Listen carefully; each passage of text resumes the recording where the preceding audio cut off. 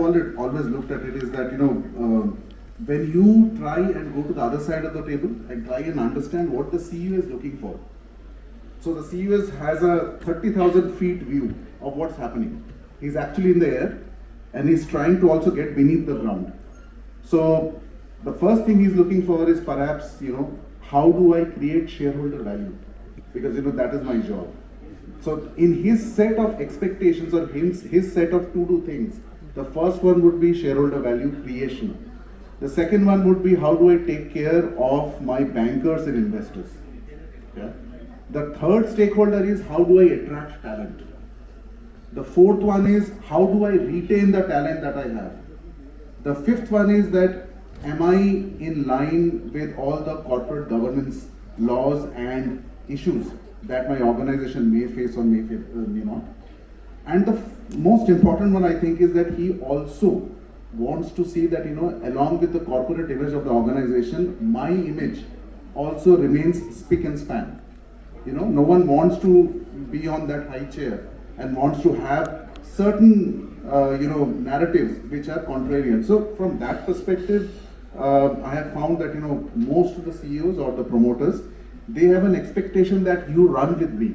Because, if you really look at it from a CEO's perspective, there are two departments which he will always go to. One is corporate communication, one is corporate affairs, because these two functions of any organization are interfacing with multiple other departments at any given point of time. You have some crises, you will be talking to some department or the other, but the CEO is in the loop. You have something to do happening, let's say in a listing issue, you will have these two departments because both of them, one is interfacing with the government, the other one is interfacing with a lot of external stakeholders, especially the media. And with the social media which has now come about, I think the ball game has changed in a very different way. So from a perspective that I think you mentioned that, it is a thankless job. So I consider it almost like, I think somewhere in some film, it was mentioned that, you have an intelligence community work in which they say people will never understand how many goals you saved, they will only see how many goals you conceded.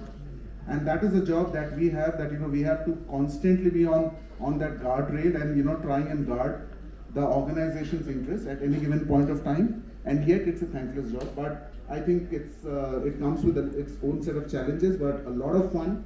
And I have always personally believed that if you like what you do, if you love what you do, you will always excel and you will always do well in that.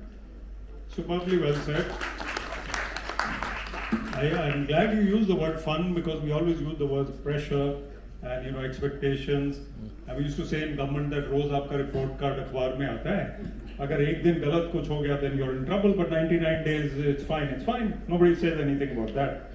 So really, Sudeep, I can see why you're so sought after by the industry.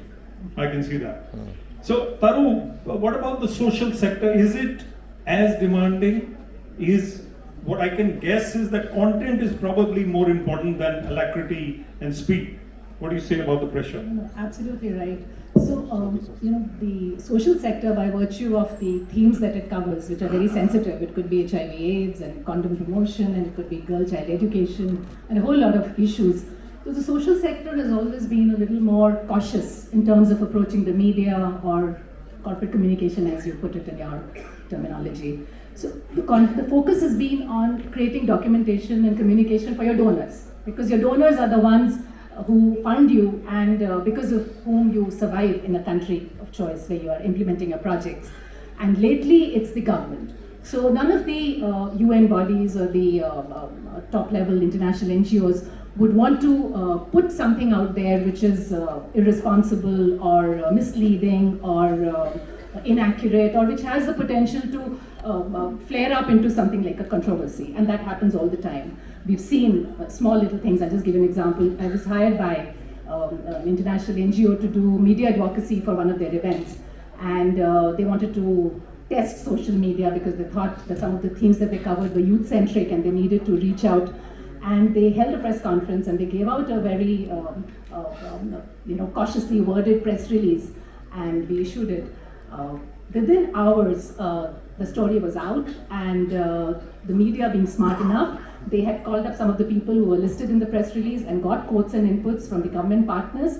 And this NGO went into a tizzy because they thought that media would report verbatim what they had given, not realizing that, they had taken that risk of approaching the media, and media is independent.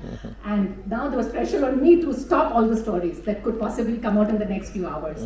We did that, and fortunately for me, I didn't have to do much work and I was still paid. But these are very cautious decisions that they have to take in terms of engaging with whichever stream of media they need to or communication that they need to indulge in. The good thing is that today communication itself, you don't need to navigate to recognize it as an important function within the project or within the organization. It's given as much importance and leeway as any other team because they realize whether it's internal communication or external, it definitely has a place that needs to be considered. That's absolutely correct. I totally agree, and I'm coming to Mr. Bhargav with that similar theme. The expectation is about the CEO understanding PR, and as I said in the beginning, he doesn't give enough time, but he has maximum expectation. He'll go into the finance aspect, he'll go into the supply chain, he'll go into the manufacturing, he'll go into the various resources. But PR is you do the best I want 100% perfection. So can we train the CEO? Can we do something like that? See, as Sandeep very rightly said, CEOs is accountable, they're accountable to the board or the government, put it this way, or the employing authority for that.